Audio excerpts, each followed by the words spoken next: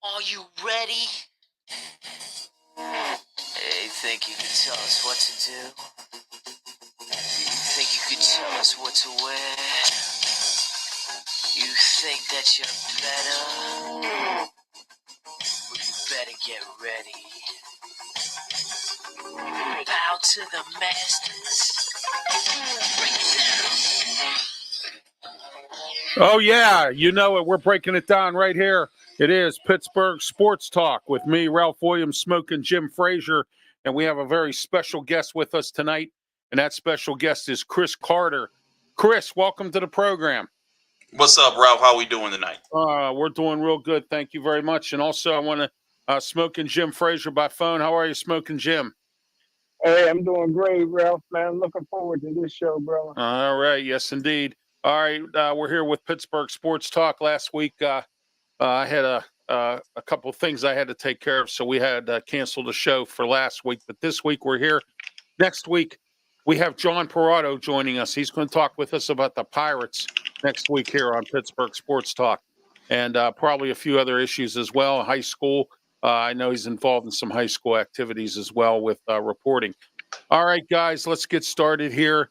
We'll start off with the Steelers. They signed a new kick returner / running back wide receiver, from Atlanta.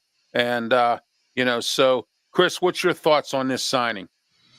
Cordero Patterson, I think that's an interesting signing because I obviously the connection with Arthur Smith. He just played with them for a few years in Atlanta. I'm intrigued to see what does Cordero Patterson still have left in the tank. He's 33 years old, and typically a guy who plays running back / wide receiver isn't as productive there. But you look at what he was 2 years ago for the Falcons. He brought up some decent numbers. I think the biggest thing that's going to happen here is, one, with the new kickoff rule, he's going to be a return man that can make some solid plays there, and then two, he can be a third sort of backfield option behind Najee Harris and Jaylen Warren that could give them a reprieve, because I think in Arthur Smith's offense, there's going to be a lot of running the ball, a lot of depending on the ground game. And in doing that, you're going to need more than two running backs in this system to properly function. So I look at that and I think that there's an opportunity for the Steelers to be able to use all three of these guys, rotate between them, and keep everyone with more fresh legs. Smokin Jim. Well, I'll tell you what, number 84 is available. That's one good thing. There you go. But, like Chris said, man, it's all a matter of how much he got left in the tank. He wasn't very productive in 2023, but 2022, he put up some nice production numbers. So let's see what happens. All right, guys, let's get into this. What happens if the Steelers bring back Patrick? Would Patrick Peterson come back at a discount? And I'm hearing Mason Cole may come back at a different rate of pay here. We'll start with you, Smokin Jim.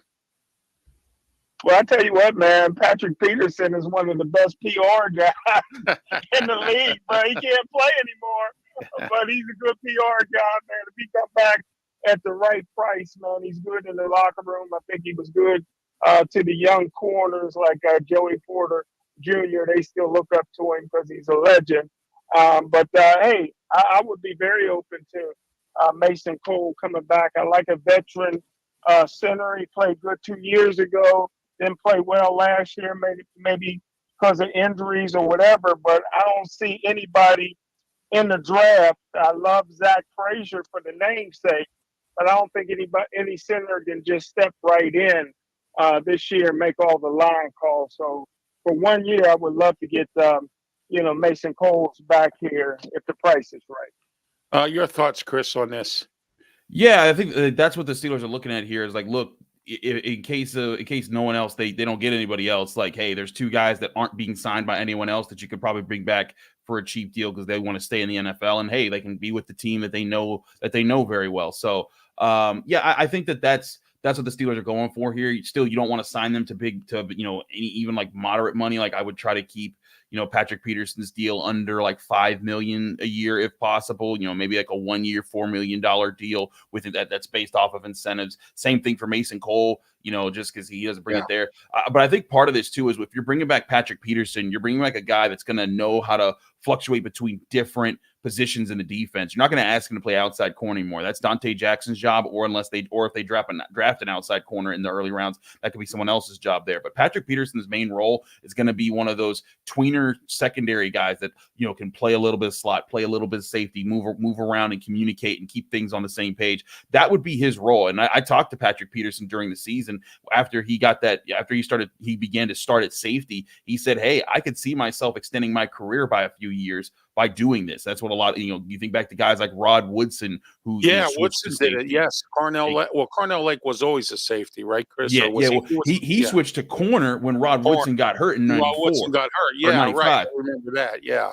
That was a very impressive feat. Carnell Lake, a very underrated Steeler in my opinion of the '90s, but I think that's where Patrick Peterson sees his future, like Charles Woodson, you know, kind of going back in there. And if he can make some plays, if he can be a guy that can put himself in the strong position, he doesn't have the speed anymore to play center field and like kind of play the way Minkah Fitzpatrick does. But I think if he finds a way to just play smart football, be in the right place at the right time, that can be a useful utility piece to the Steelers secondary, which, you know, can find a way to be useful in snaps.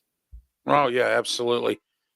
Smokin, Jim, we'll start with you here on as we continue a little bit with the Steelers. I know earlier tonight when you were on with Guns and Al Levine on the podcast tonight, you had that you guys had talked about the draft. Where do you think the Steelers go now in the draft? I tell you what, man, it's going to be hard to pay. They got two monsters out there, right tackle, man. Latham from Alabama and Mims from Georgia, and they're both 6'7", 350 pounds. And I tell you what, they're freak of nature. So it'd be kind of hard to bypass those guys if they're still around. What do you think, Chris? Do you think the Steelers would go offensive tackle or a different position? I think if the right offensive tackle is there, they're taking that position because they need that position. You heard Mike Tomlin talking during owners' meetings. He was saying like, "Hey, you know, we want to win with our bigs," but it's like, okay, but you haven't invested in your bigs this offseason. You went and got a really good linebacker in Patrick Queen. You got a new cornerback at Dante Jackson. You've added a new safety as well to the room. So you added different pieces, but you haven't added a new offensive lineman that's going to change things. And so to do that, you got to go get a guy in the first round. And there's some really good tackles that project to be like, you know, franchise tackles that can pair with Broderick Jones. And if you get two bruisers that can line up a tackle in today's NFL, that can be the cornerstone of what makes a really good offensive line. And it can even like let's say they get Mims or Latham or Fuaga. One of those three guys I think are a great sweet spot for the Steelers to land a really great long-term tackle. And it's Broderick Jones with that new tackle with Isaac Seumalo and James Daniels. Then if you don't hit on center later in the draft and you're kind of dealing with like a mediocre center, it's fine. Like you go back to the Steelers offensive lines of the 2010s. Not every offensive lineman was a superstar. Oh, they had Justin Hardwick. They had him as center. I mean, remember when Justin Hardwick was at center? Yeah, he wasn't the best center in the world, but he held the fort down until they could get somebody. And he held the fort. He held the fort down, but that wasn't a good offensive line that he was on. I was going to compare him to compare this to like in the 2010s, like Ramon Foster and Alejandro Villanueva. They were decent, but they were never star linemen. And when you had Pouncey and DeCastro next to each other, they allowed everyone else to kind of just play at role player levels, and that's what I think allowed that line to be one of the best lines in the NFL, because you can't have superstars at every lineman position. It's just you can't afford that in today's NFL unless you just get lucky in the draft. So if you're able to have two guys on rookie contracts at offensive tackle playing at high levels, two guards that are solid veterans and that are charging things up the middle, and then a decent center, that can make you a really good offensive line. But you got to hit on that. And I agree, Jim. If I'm going Mims or Latham or Fuaga in the first round, I think the Steelers run to the podium and take either of those three. All right. Thank you, Mike Price, for checking in. Good to see you, Ralph, and good to hear you here, Mike. Thanks for being part of the program as well. Also, we're in the Mata Heating and Air Conditioning Studios at 724-201-0500. You ought to call Mata today. Ask for Bill. Tell Bill Ralph Williams sent you. Mata Heating and Air Conditioning. Summer's coming. Your air conditioner needs to be cleaned out or fixed or whatever you need to do with it. Get your house rolling in cool air. If we have a hot summer, You don't regret it. Call Mata Heating and Air Conditioning today. That number again, 724-201-0500. Also, Chris Carter tonight is brought to you by Sleep Pittsburgh, 462-785-8, area code 412 8th Avenue, Homestead. They have the best prices for bedding and also mattresses, furniture for your kids' bedrooms, all kinds of stuff. They have their futons. They have a no credit check financing. So check out sleeppittsburgh.com as well. And they do everything with you on the phone, everything with you on the website. But if you want to visit their showroom, 8th Avenue in Homestead, Sleep Pittsburgh for the best sleep tonight. All right. All right, Chris and Smokin' Jim, we're going to move on to our next topic. We're going to talk about the Pittsburgh Penguins. As you know, they won last night, but they're one game above 500 as their record, and they're about 8 games behind the 8 ball here. We'll start with you, Chris. What's your thoughts on the Penguins? I think the Penguins are, as much as, Penguins fans want to see this crew move forward and try to make a run, I think this is very much just a downtime for the Penguins. I was actually at the game the other night, last night, when they played against Jake Gensel, and they did a good job winning that. But like, this team needs to reload with their young players so much, and but this is part of the price that you pay when you keep around your superstars for longer. And I think that that's not a bad thing, because how many good years and good times do we see with, Crosby, Malkin, Letang, the crew that they have right now, as long as they've kept Gensel, and guys like Brian Russ that they've kept around. They've tried to keep this core together as long as they could, but it's clear that's not enough to take them over the hump anymore. And it's always sad to see like your heroes kind of be at this point, but that's where they're at right now. And I think that's where if the Penguins want to get better, they've got to, they can either hold on to this core and watch it kind of fade out even further. And I think it's going to just get worse and worse until they kind of cut the cord and start to rebuild. But I don't think that they have the core right now to stay competitive in the NHL unless they make a really good push down the end of the season. They surprise me with some things and some young guys really step up. Then that can be a sign like, okay, maybe there's something else here to work with, but we just haven't seen that consistency from them. Smokin' Jim, Penguins. I tell you what, man, I agree with every word that Chris said. I couldn't have said it any better. What do you think, Ralph? Well, I think Chris spelled it all out for us, laid it all out on the table. But like you said, we have too many veteran players with no trade clauses. That's something that Kyle Dubas had to eat when he took this job. And I was one of the ones that said Kyle Dubas should be GM. I said it, and I was happy with it. But he still has some more of Ron Hextall's mistakes to clean up. He cleaned up most of them as much as he could. And, so we're going to find out how Erik Karlsson has disappointed me all across the board. And it's just been one thing after another with the Penguins. I think their core group, I think Kyle Dubas needs to sit down with them and say, hey, look, we need to, one of you is going to have to give up a no trade clause. I know they won't get rid of Crosby. I'd like to see him maybe try to move Malkin maybe or Letang and see what they can get. And if they can get anything, like Chris said, they need to be faster, younger.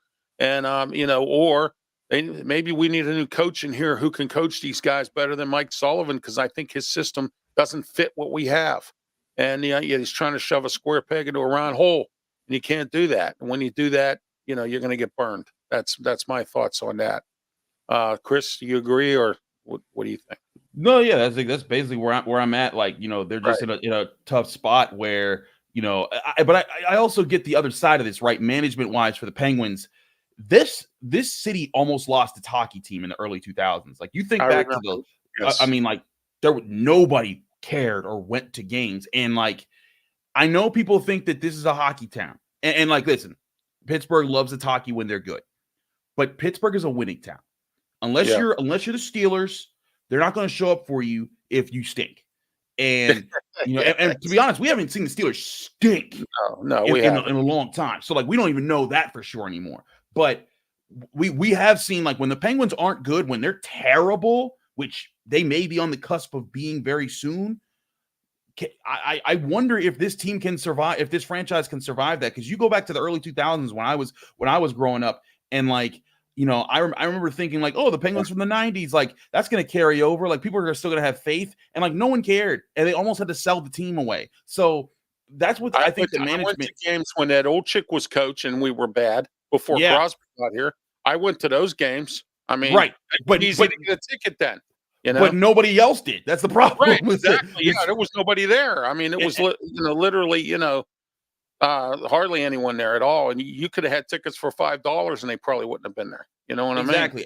But that's my point is I think this management wants to avoid that at all costs. Yeah. And so that's why you keep around a Crosby and a Malkin, because then like last night, like people come to the games to see their superstars play. But if the superstars don't play, why am I going to go and see this team that's not playing well? It's not in the playoff race. I mean, like we're looking at the wild card ranks right now. They're 7th in the wild card rankings right now. Like that's where, like if this team did not have Crosby or Malkin, no one would be going to see this team, because these aren't the heroes that they've watched for the last 20 years. And I think that's what management is trying to balance, is finding a way to keep people invested emotionally.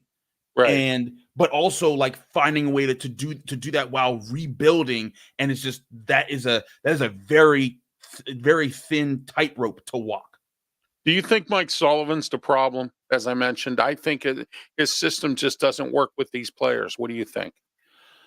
I'm not a hockey aficionado. I'm not going to pretend like I know all the things about hockey. Right. I'll say this. I think Mike Sullivan is a great coach. And, in hockey's weird, man. Like, you in football, you're a great coach, you stick with the great coach, and if you don't, it often comes back to bite you in the butt. Look what happened to the Giants when they let go of Tom Coughlin. They haven't rebounded since they let go of the last guy that won them Super Bowls. I think that, but in hockey, we've seen like when the Penguins won their first Stanley Cup, they moved on from the guy, and then when they won the next, when they started to get good again, they moved on from the next guy. And it was just firing coaches, and then Mike Sullivan just stuck and he worked. And maybe his time's run out, but like if I'm the Penguins, I look at him and what he brings to the table.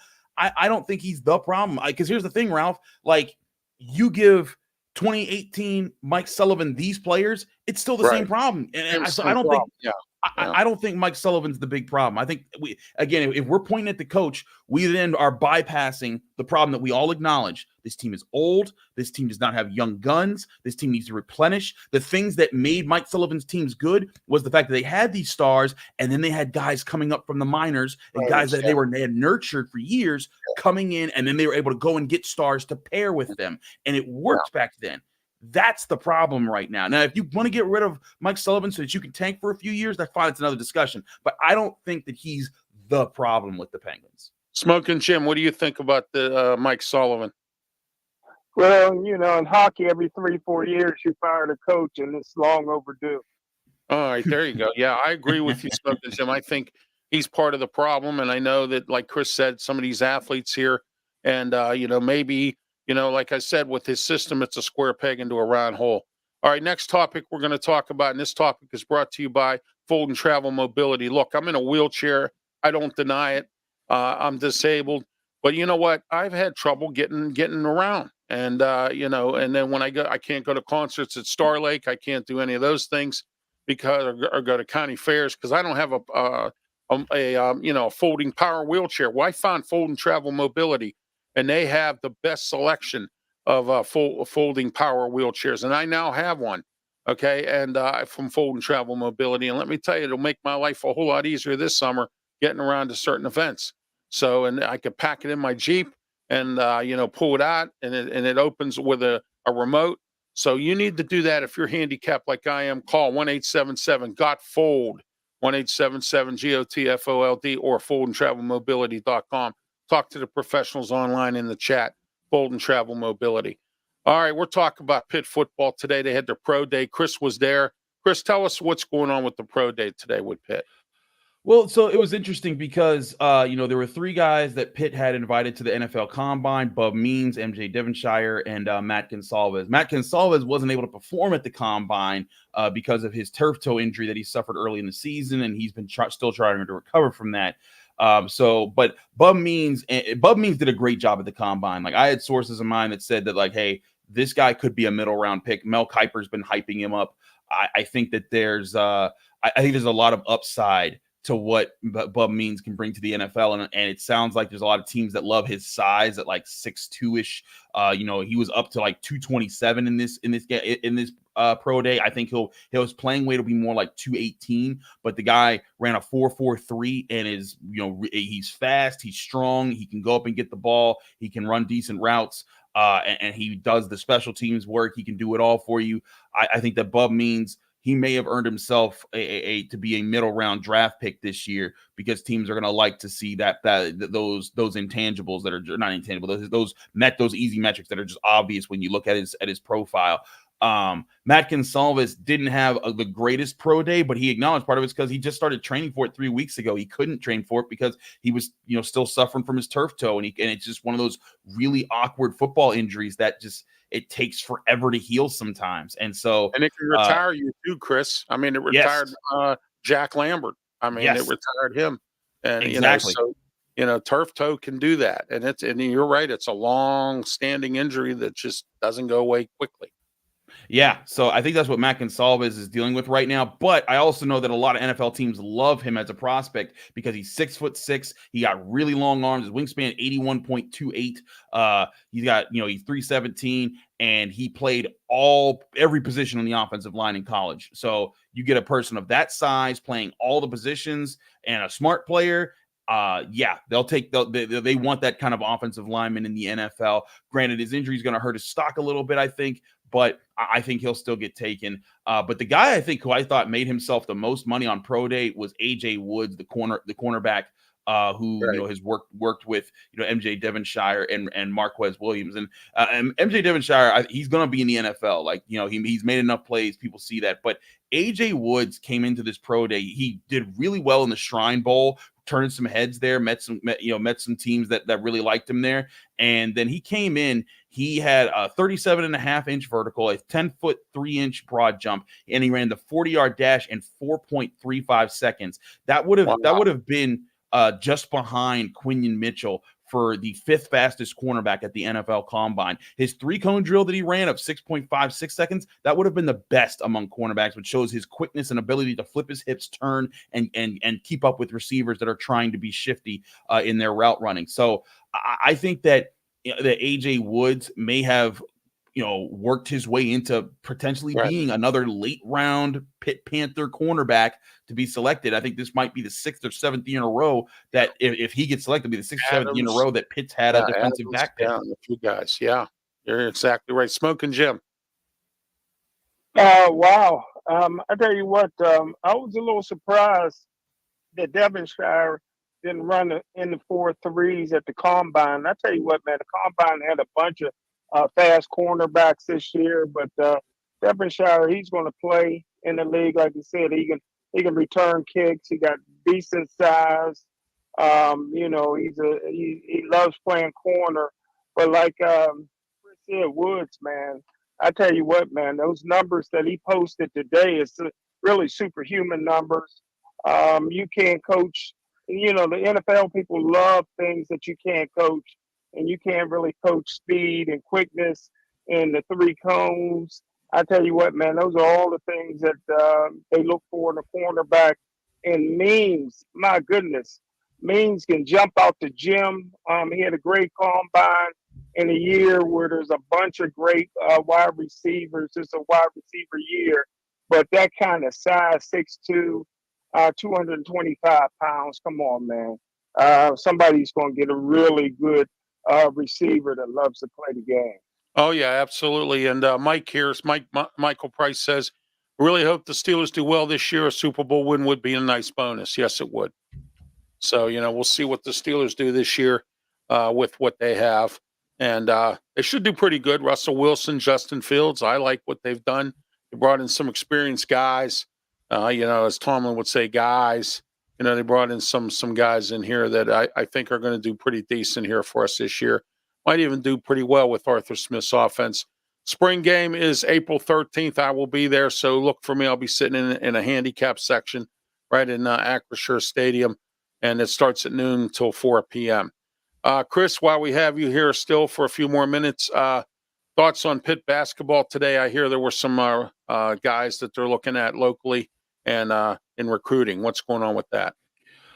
I mean, it's just more of right now they're scouring the transfer portal. That's Okay. the biggest thing. The biggest thing right now, they need to find answers. Fede Federico and William Jeffers have transferred out. I did a mailbag episode for the Pittsburgh Post-Gazette where I talked about some of the players that they're looking at. I look at, guys like Mikhail Browns-Jones of UNC Greensboro, Brandon Johnson of East Carolina, Deshaun Jackson's a center out of Charlotte. They're looking at a lot of forwards bring in next year because their backcourt's basically set if their guys return. If Bub Carrington, Ishmael Leggett, and Jalen Lowe all come back, they'll have those three and Nelly Cummings' little brother, Brandon Cummings, who's already committed and signed to Pitt. And he would be their fourth really talented guard that they'd have back there. So right now, I think their biggest concern is how do they replace the scoring of Blake Hinson? Do they go get a three-point shooting wing like Blake Hinson was? Or do they finally go get a big who can score at the rim, be dominant, kind of like what Efton Reed does for Wake Forest, kind of like what D.B. Burns does for junior guy does for North Carolina State, Chris. Exactly. Yeah, Now you don't want I love DJ Burns, he's awesome, but I think you still want a guy who can have a little bit more stamina than Burns. Yeah, that's the problem. Is that because he like just kind of trots down the court, we saw that at the yeah. If and I know this is a big ask because he was such a great player for Oregon, but if you can get like an N'Faly Dante, the way that Oregon uses that center, a tall guy who he doesn't have to be as thick as Burns, but if he can just be strong and be able to score, like if Fede Federico could just dunk the ball and if he gets the ball in the paint, that he's going to score. If he could get you 8 to 10 points a game and about 8 to 10 rebounds a game, that's what they need because.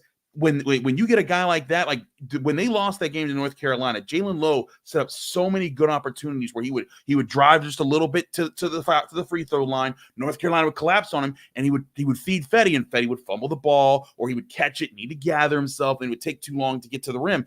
And that stuff kills your momentum when you're not able to play that pick and roll game. So I think that what Pitt really needs, I know that they're going to try and get another 3-point shooter, and they should get another shooter for sure. But I think the biggest thing they need is a big who can dominate the paint, score, and get rebounds. Yes, exactly, and stop this other team from dunking on them and easy layups.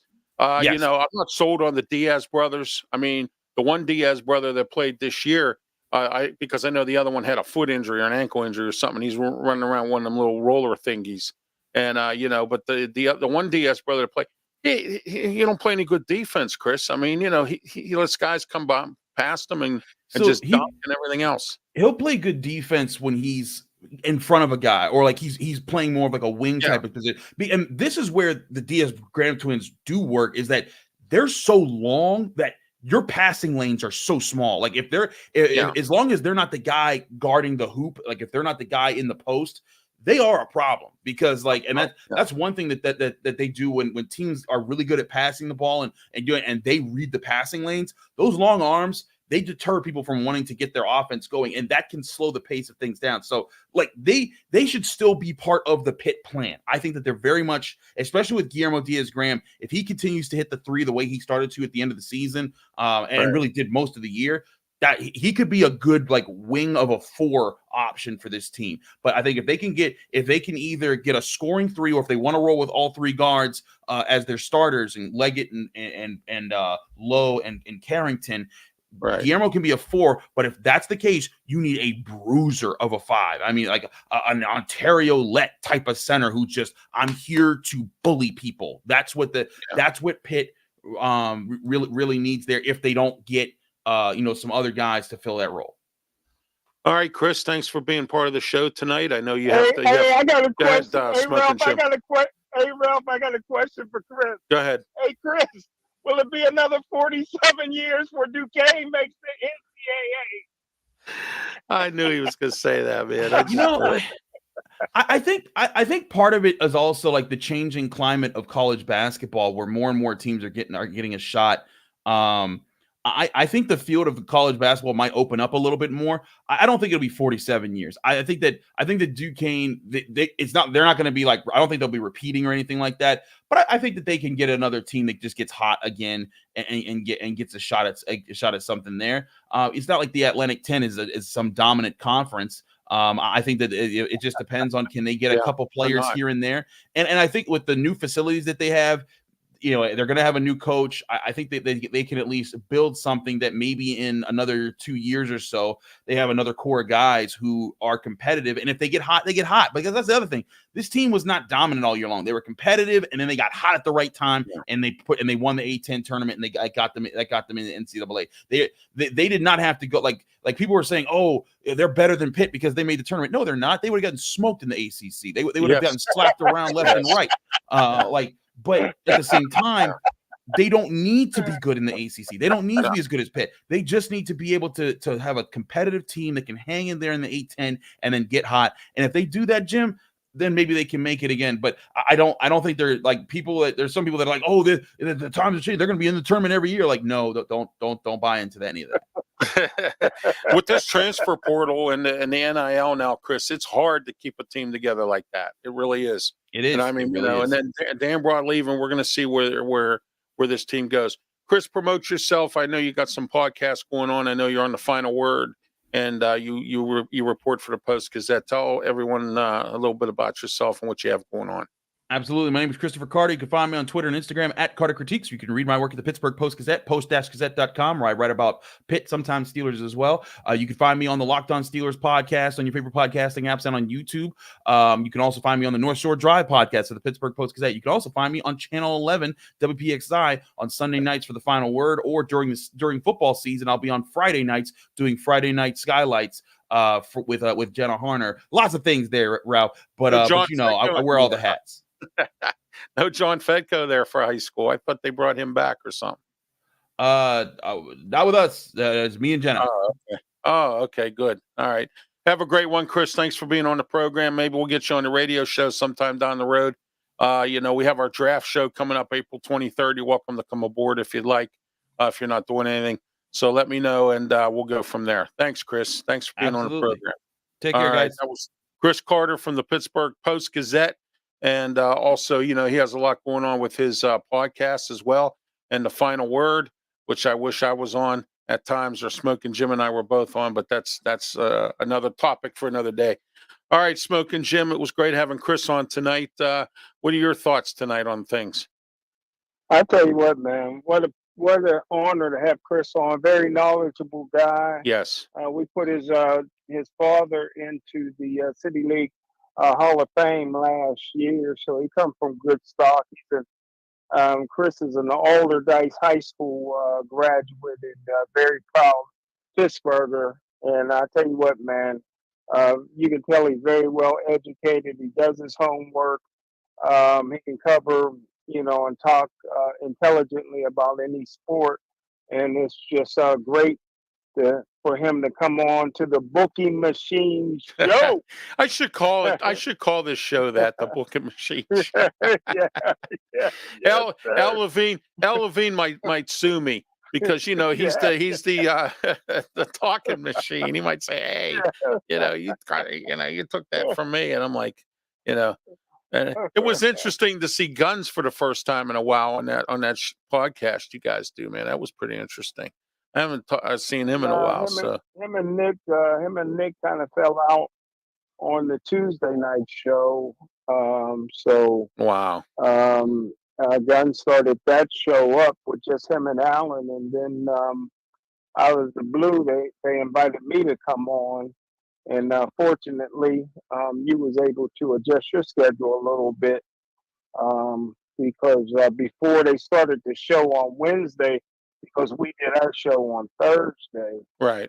And so they didn't know we were doing shows on Wednesday. But so I'm just happy and honored and you gracious enough to move our show a little bit so I can do both of them. Yeah.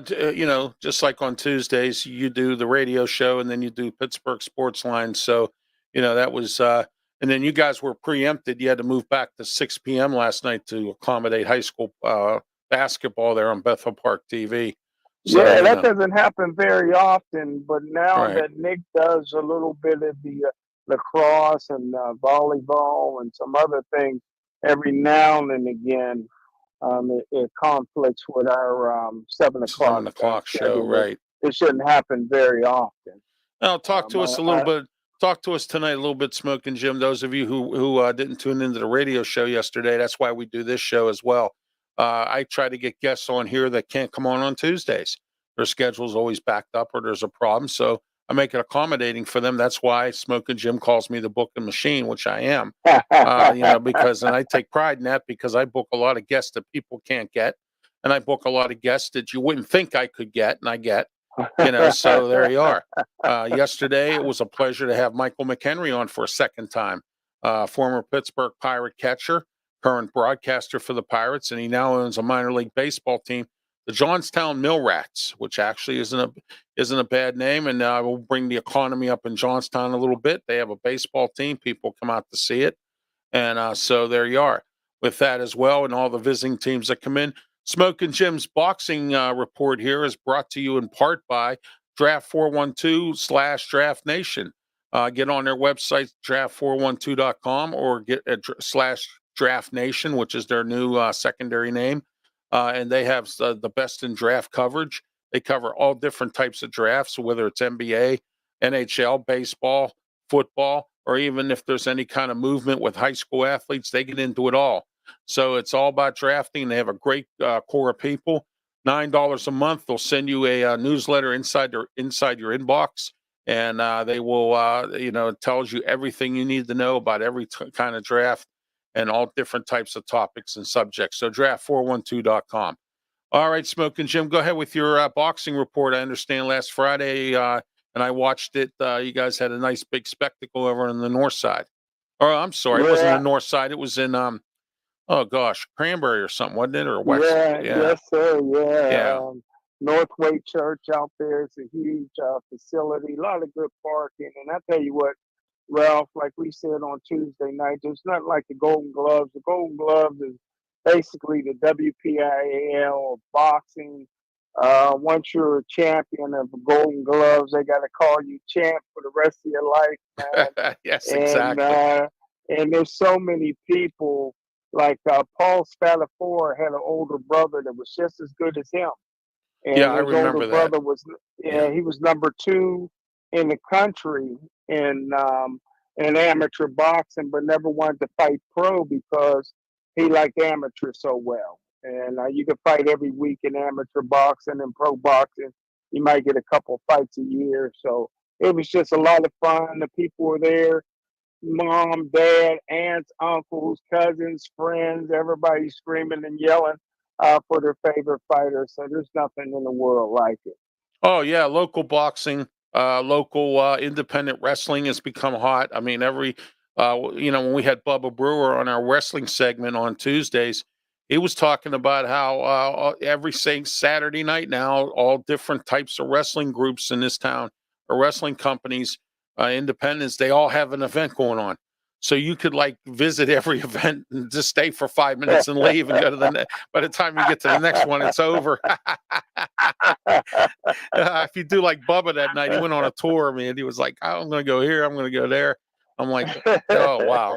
So I'm not trying to be ignorant or nothing, but I don't attend a few groups, wrestling events because I try to build up a partnership with them. They didn't return my phone calls, my emails. And then the one got ignorant with me about some stuff and that didn't pertain to wrestling, but he got ignorant with me online. And I said to him, well, okay, fine, then I won't talk about nothing connected with your organization or anything like that. And I thought that was pretty sad. And, trying to work out some kind of an arrangement where we can help each other out, but they're not interested. So there you go, So I hate to say it, but that's the case. But anyway, I don't need them, and they claim they don't need us, so forget them. So that's the way I see it, Smokin' Jim. I couldn't believe yesterday, and I was telling my wife, I says I couldn't believe that you and I had the same problem on the same day at Wendy's. Well, mine was a few weeks earlier because when I heard advertisement, $1 for the single yeah. and $2 for the Double. double. I couldn't wait to go, man. I'm a hamburger fan, but I went to Monroeville, God's country, and Yeah. I'm going through the drive-thru.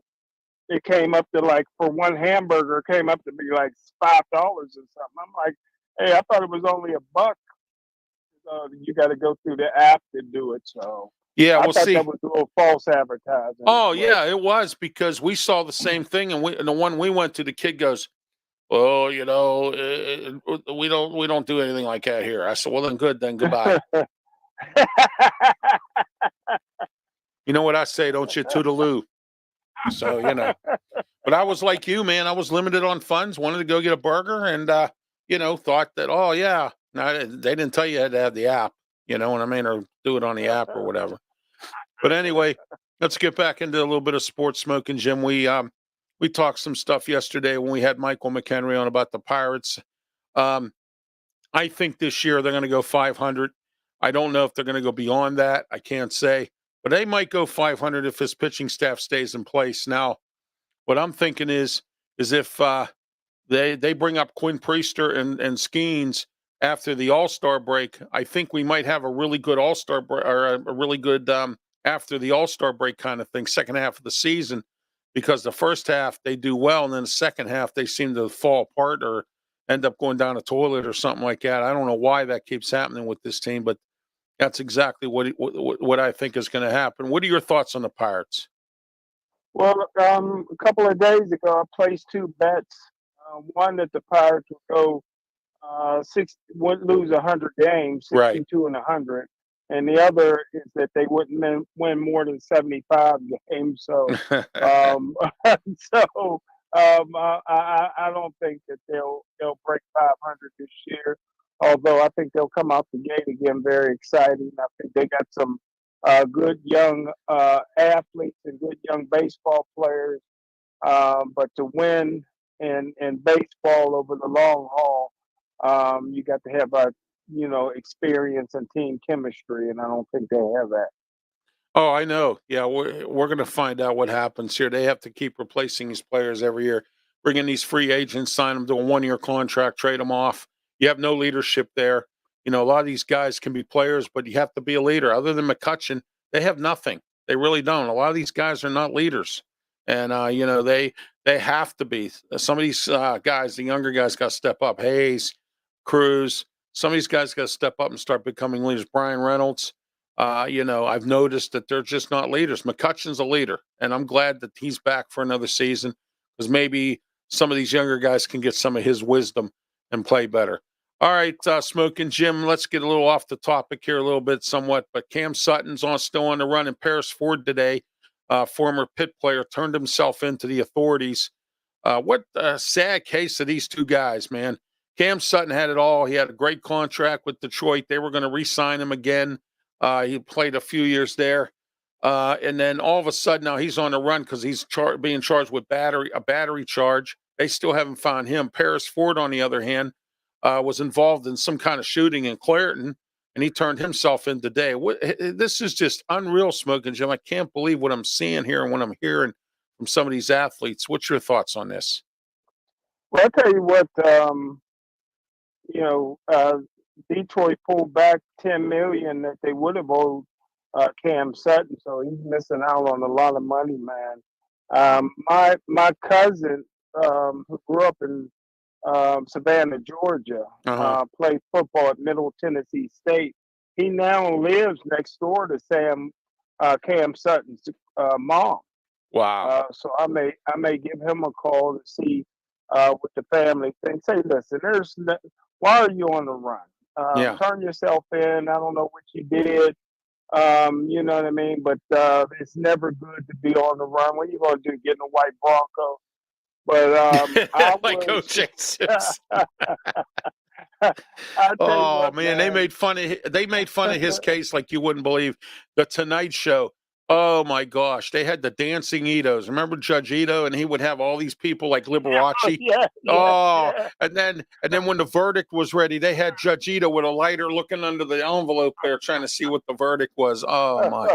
Some of the stuff they did was so hilarious. Oh, Man, the Tonight Show I've ate been that case watching. alive. You know. I've been watching Paris Ford play Yeah. So since he did was I. 5 or I 6 watched him years play. old. Yes, for Pitt, I Great did. player. Yeah. His dad was a legend. His dad averaged 32 points a game as a senior at Shinley High School. Right.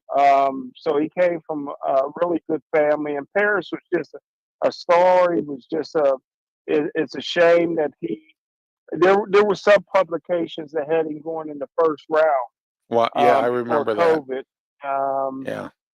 But he had a poor combine and never got drafted. Played a little bit in the XFL and the USFL and stuff like that. But it's a shame. All these young people now got guns, Yeah. and you know what I mean. And it's just a shame. I A don't know what wasted happened. talent. A wasted talent. Yeah, You know. yeah. I mean, You I know. thought he'd be playing with the Rock. I So thought did he'd be I. playing in the Yes. XFL right Absolutely. now. Yeah. You know. Yeah. But yeah, big time hitter, big time player, and it's ironic that the two guys. I remember Coach Tomlin went out of his way one time to say that when these two guys played for Pitt, he singled out Pickett and Paris Ford and said what leaders and how hard working they were when he used to watch them practice. And both neither of them are here in Pittsburgh. You know, neither of them. You know, Pickett Yeah. is gone and Right. Ford's in jail. So Yeah. Yeah. What's your thoughts on hey, this? hey, nothing good ever happens in Clarendon. Stay out of Clarendon. Except the Bears. You know, that's about it. Yeah, you're right. Bad news, man. Oh, it's hey, when you lose to Westinghouse, man, you know it. You know you're not good when you lose to Westinghouse. And I'm not saying Westinghouse isn't good; they're a good football team. But I remember when Clarendon used to blow all the City League teams out of the water, and now they're getting beat by Westinghouse. So it's like and Clarendon's nowhere near as good as they used to be. Nowhere near as good. You know, Outstanding at one time. at one time, yeah. Now they've kind of dropped off a I little remember bit. they beat Aliquippa. Yes. They beat Aliquippa one Yes. year, yeah. They had a really good coach there, and I'm trying to remember his name before the guy who's there now, that Lamont Wade, I believe is his name. Yeah. I'm trying to remember who the guy was that was there before him. Oh my gosh, he was a Yeah, legend there. He actually went to Gateway. Yes. He left Clarendon. Yes, and I'm and trying to went remember the Gateway, guy's and name for the life we of me. couldn't wait to throw him out. Yeah. Oh, that was sad. He couldn't win. He couldn't win at Gateway. We threw him out. Yeah, I know. Brought another Yeah. coach in and went to the WPIL championship. Yeah, So, I can't believe. Yeah, Novak. I think his name was George Novak. no, Wasn't no, George Novak. he was with Woodland Hills? but- Yeah. Yeah. Yeah. Damn, I can't remember that guy's name for the life of me. And I don't feel like looking it up right now. So, but anyway. Yeah, back in the day, Clarendon, man, they blew it out of the water, Yeah. And what they said, the state record, like 60 straight 60 straight wins or something. Yeah, I remember that. Yeah. Yeah, those were the days, Smokin' Jim. Those were the days. Yeah. So, hey, Gateway, man, is Danny Nee still there? I heard he was working with the basketball coach there or something at one point, Danny Nee. I'm not sure. Okay. Yeah, I'm not sure. Last I checked on him, he was working as the assistant on the men's basketball team in the movie theater. That's a legend right there, brother. Yeah, he didn't do well at Duquesne or Robert Morris. He got fired at Nebraska by Steve Peterson, and he just didn't do anything. Now he's coaching high school, and the only reason he stays here is because his wife's from here, and she got a really good job. I forget what she does. I think she's a nurse or something. She does really well somewhere, technician, one of those doctor tech or one of those technicians or something. She has a really good job, and they stay here because she's from here. Her family's here. So that's why he stays here. Other than that, they probably would move on, Wow. So yeah, but I don't think he's coaching. I don't even know what he's doing now. I mean, when last I checked, he was the assistant to the assistant at the movie theater at Gateway. They're working with the boys basketball team. So, well, that's what I call it when you have the assistant to the assistant. I mean, if you ever watch Fast Times at Richmond High, he says, "Hey, Rat, man, you're the assistant to the assistant at the movie theater." And I'm like, "Yeah, okay, yeah." So, but anyway, what's your thoughts on Kenny Pickett? I know that, the Seattle game, his willingness not to become stay as a backup and then ends up being a backup anyway. His attitude a little bit. What's your thoughts on Kenny Pickett? Well, everybody's piling on. I actually feel sorry for Kenny. I think some of it is coming from his wife because she did say she's happy to be out of here and this or that. You know what I mean? A lot of times you get these young girls you marry and everything is a disrespect. You know what I mean? You need to get somebody around you that's a little older and wiser. You know what I mean? Because I've seen Eric Dickerson leave the Los Angeles Rams. I've seen John Jefferson leave a great situation with the San Diego Chargers. You know what I mean? I've seen Le'Veon Bell leave a Hall of Fame career in Pittsburgh. Life is about the decisions that you make. And Absolutely. Made a bad decision. He's never going to make money. He's always going to be a backup. If he don't get his attitude right, he'll be out of football in 3 or 4 years. I think he's going to be out after this year if he doesn't get his attitude right there in Philly, because Nick Sirianni's not going to put up with him. I don't think. And now he's got Kellen Moore there, and Kellen Moore's not going to put up with him. So and Vic Fangio's there too. None of them coaches in that. You make a good point. There's no guarantee that by the end of the season he'll be the backup quarterback in Philadelphia. Yeah. They may go get a backup quarterback. Well, they signed Will Greer. He can't do it. They signed Will Greer. They signed Will Greer from West Virginia. Remember him? Will Greer? Yeah. Yeah, the quarterback. Yeah.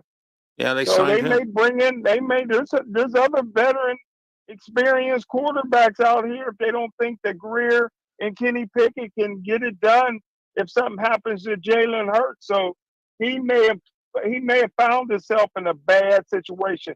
I would much rather back up a guy in the last quarter of his career that's probably only going to play 1 year with Russell Wilson, right, than to pout and go to Philadelphia and back up somebody that's younger than me, right, age-wise. Yeah. Oh, yeah. Yeah. See, Kenny, I don't know if it's his agent, his wife. I don't know who it is that's making these decisions for him.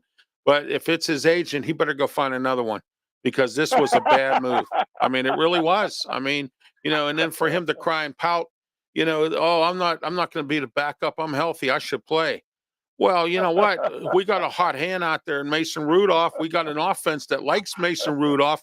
We got an offense that'll play for Mason Rudolph, and we got an offense that will back up Mason Rudolph. So that's Kenny Pickett. We don't need you to play. You know what I mean? I mean, if you saw Mason Rudolph, and you were the one that said this, he takes command of the huddle, and everybody plays for him, and that's exactly what happened. They all played for him, and they went to bat for him. They went to Art Rooney II and said, listen, you need to sign him. We want him as our starting quarterback. Now, I remember when Bill Cowher stepped down and the team went to Art Rooney II and knocked on his door, and Dan Rooney, and said, we want Ken Wisenhunt. They didn't get it. Right. So now they're not getting Mason Rudolph. So, I mean, and that's that's the whole thing of this whole thing is, if you think you can get what you want with the Steelers, you're not going to, and that's the way, it is. So, but anyway, this segment was brought to you in part by DJ Fun. Call DJ Fun today, 412-990-8448. If you need a good party DJ, been DJing for over 15 years, one of the best in the business at DJing parties. Any genre of music is welcome to him. He will play any genre for you. Show up on time and will not take you to the cleaners with the price. Call DJ Fun today, 412-990-8448. We're in the Mata Heating and Air Conditioning Studios, and that number is 724-201-0500. Mata Heating and Air Conditioning. Call Mata. You ought to call Mata today and ask for Bill. Tell Bill Ralph Williams sent you for Mata Heating and Air Conditioning. Our studio sponsor here for all RW Media shows, including our sports radio show every Tuesday, Beaver County Radio, 99.3 FM, 1230 on the AM dial. And also we're live on Beaver County Radio's Facebook page, YouTube channel. This coming Tuesday, I'm working on getting a I'm working on getting AJ Joseph on our show, I'm sorry, AJ Curtis. AJ Curtis he covers the Cleveland Browns and the Cincinnati Bengals for Amped Up Sports. We're going to have him come on and see what they're up to. And our very first premiere of the very first time on our show at 5 p.m., Jason Mackey from the Pittsburgh Post-Gazette. Wow. So he will be on with us coming up this Tuesday at 5 p.m. And we are going to have our wrestling segment because guess what's coming up next Saturday, Smokin' Jim? WrestleMania. So I will not be able to watch the first night, but I'll be able to catch the second night, and I'll watch the first night on. Will Kenny Pickett be there in Philadelphia? Hey, you never know. He might be. He might be there. Hey, wait a minute. I'm trying to think here. Yeah, maybe Jalen Hurts might be there. You never know. Oh, yeah. I mean, athletes show up that play for the teams. Pat McAfee will be doing his show from Philly the whole week. So, yeah. So he was here he did his show here at PPG Paints Arena the one day for the NCAA tournament. He was here. I remember that. Did he do his yeets? I don't think he did. I'm not sure. I don't know. I didn't see the show. So, but I know he was here for that. So, but anyway, let's talk a little bit of real quick, Smokin' Jim. We're about to wrap up here. What's your closing thoughts tonight? Well, I tell you what, man, Bookie Machine, you've been outdoing yourself, man. The guest that you get on is second to none. It made my day today. Having Chris Carter on, a guy that's really just doing really well, and from the city of Pittsburgh. It's always good to see that. And I tell you what, man, he came on and gave us some pretty good insight. And so it was very fun to have somebody on talking a little bit of basketball, which we don't do very often. No, we don't. No. And I feel bad for our Penguins. Yeah, you know what? It's really sad, Smokin' Jim, that we have an aging group, and I know that they kept this core together to try to get them another Stanley Cup as a group. And Rust, I didn't know Rob Rust had a no trade clause in his contract too. I didn't know that. I knew Letang, Malkin, and Crosby did, but I did not know Rust did. And I'm like, oh my gosh, man. Ron Hextall really ruined this team. He tore this team apart. And, it's crazy the way the Penguins are right now. But I think Kyle Dubas is the right man for the job. Fenway Group's got to step up and figure something out here. They got to put a game plan together. Can't keep everybody on a salary cap age. You know that in football. When there's a salary cap, you can't keep everybody. You got to do something. They're going to have to restructure some contracts. They're going to have to figure something out here. Because it's not working. It's not working. As I said earlier with Chris, it's like shoving a square peg into a round hole, and you just can't do that. And if you continue to do that, you're not going to succeed. And maybe it's time. Maybe it's time for the NBA. Yeah, there's talk again about bringing in an NBA team here to Pittsburgh. They're talking about bringing a women's NBA team here, which might make it, and now they're talking about bringing a professional women's hockey team here. Because I hear now, and it's going to be sponsored by the Penguins and the Fenway Group. So let's, Hey, before you go, I meant to ask you this yesterday, and I forgot.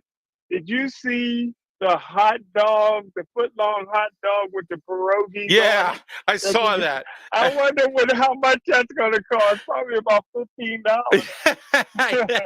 Yeah, they show all that stuff, but they don't tell you how much it is. You get there, man, you're like, oh my gosh. And with food prices these days, oh my gosh. Hey, you know what? I'll tell you an interesting story. The guy that does our introductions, he does a really good job, Jim Merkel, former DJ with 3WS. And he was their morning man there for a while. And I remember when PNC Park started, when Pirates started that all-you-can-eat thing. And he goes, something? He says, I went to the Pirate game and I got the all-you-can-eat thing. I walked in and I was able to get through the turnstile. But when I went to go to the turnstile to go out, I couldn't get through. He says That's it. hamburgers, hot dogs, popcorn, cotton candy, and drinks, all you can eat, you know. Oh, man. When I heard that, I said, wow, that's crazy. But they brought that back now, that all you can eat thing there, too. But hamburgers, hot dogs, oh, my gosh, popcorn, cotton candy, all you can eat. Jeez. You know, probably walk out of there with looking like the Michelin Man, just or like the Kool-Aid Man, you know. Yeah. All right, Smokin' Jim, it's been a pleasure as always. This has been Pittsburgh Sports Talk every single Wednesday night, 8:30 p.m. next week. John Parado joins us. He'll be here to talk with us about the Pittsburgh Pirates and some other sports as well. John gets into just about anything, but he reports for Pittsburgh Sports Now, and he reports about the Pittsburgh Pirates. And don't forget on Friday morning, 11 a.m., the External Bum Show with me, Ralph Williams, Scott Morganroth, Leo Haggerty, and JT Toth. And then Saturday morning, 10:30 a.m., Telling It Like It Is with me, Ralph Williams, Leo Haggerty. Until next time, for Pittsburgh Sports Talk, Smokin' Jim Frazier, have yourself a great night and be safe.